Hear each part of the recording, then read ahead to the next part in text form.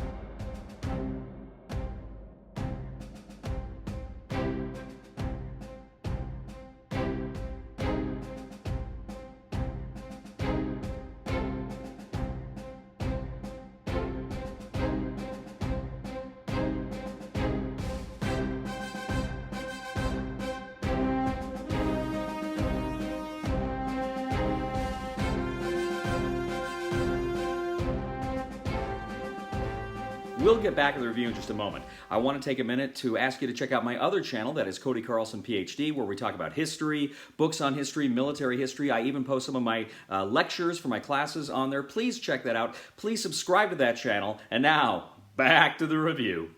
Knee Deep in Hexes from Till 5 a.m. is a real-time strategy game, like the computer games you used to play, only it's on your board. It's a game of strategy, maneuver, combat, and critically, making your deck work for you. Now, this is a two-player game, and the game board has two headquarters on either side of the board, and you have, of course, hexes throughout with much larger hex zones that separate them. Now, you have, of course, sprinkled throughout this map, you have kind of resource icons and energy icons representing the two currencies you'll be using in this game. Now, at the beginning of the game, each player is going to draw 3 cards from their deck.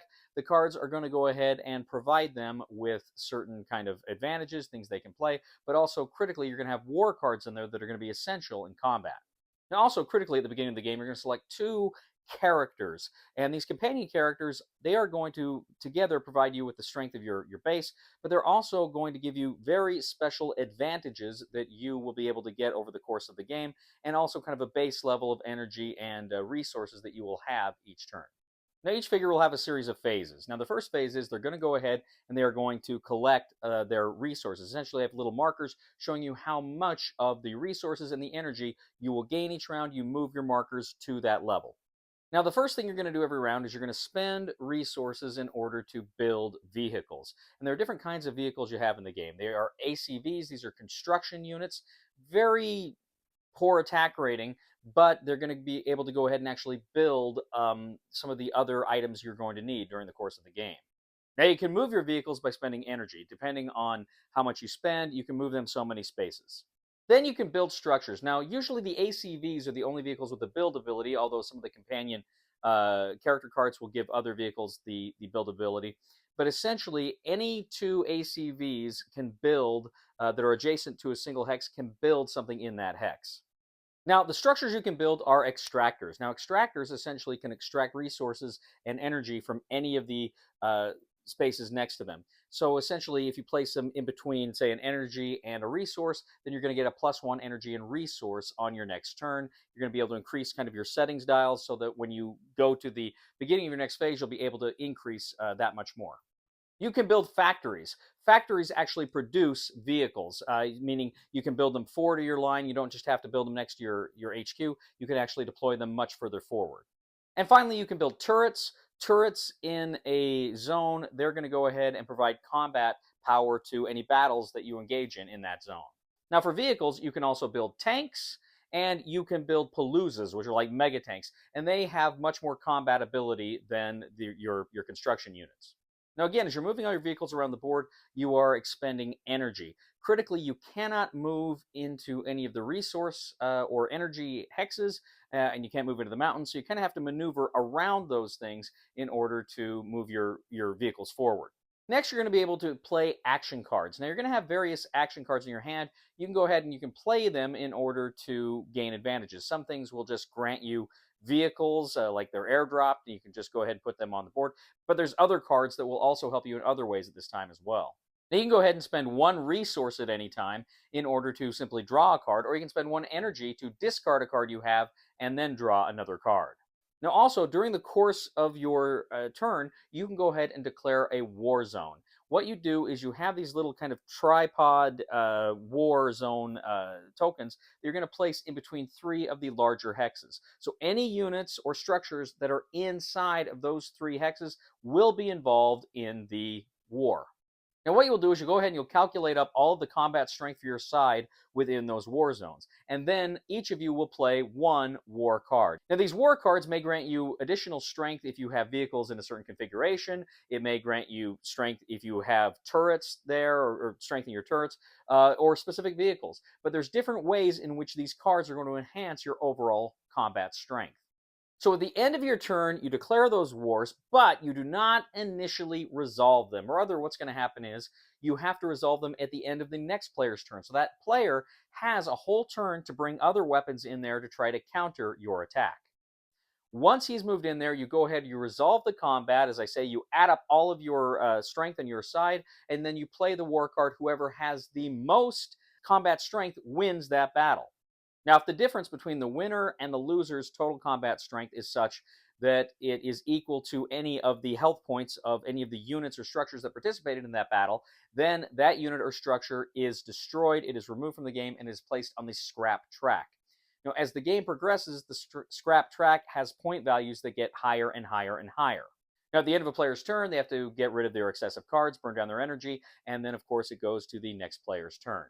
So players are going back and forth. They are drawing cards. They are building structures. They are building vehicles. They are maneuvering the vehicles. They are putting down war zones. They are preparing for the wars. They are engaging in the wars by, of course, adding up their combat strengths, playing the war cards, and destroying enemy vehicles and structures.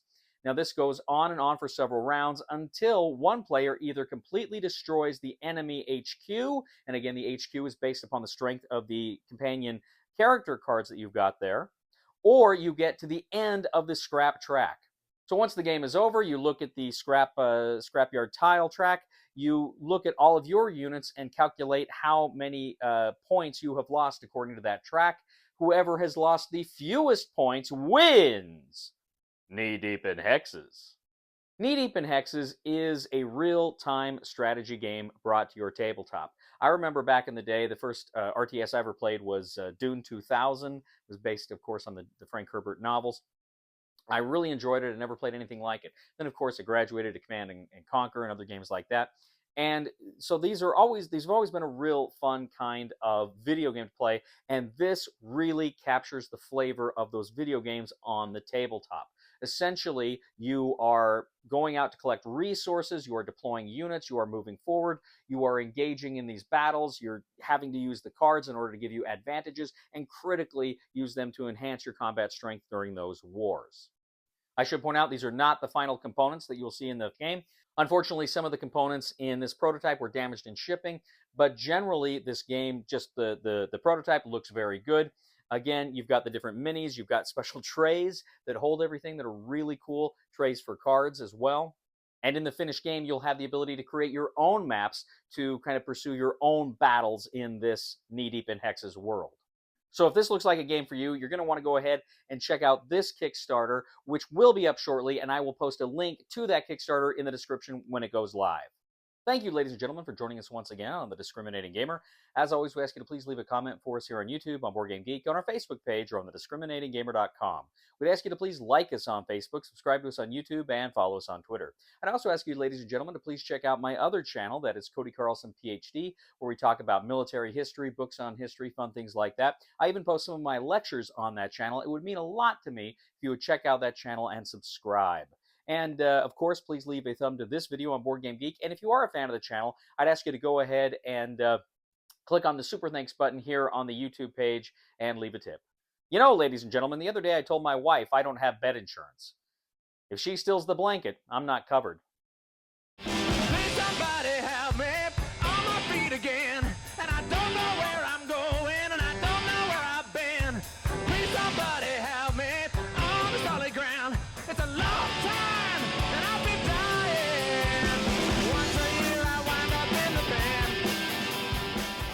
even though I only had strength. Right. Because I just did them, and I have no cards. But did we pass the check? No, we did not. Oh, that's too bad. What does that mean? That means you guys can do whatever you want. What does that mean? Oh, damn it. It's those two. You got them!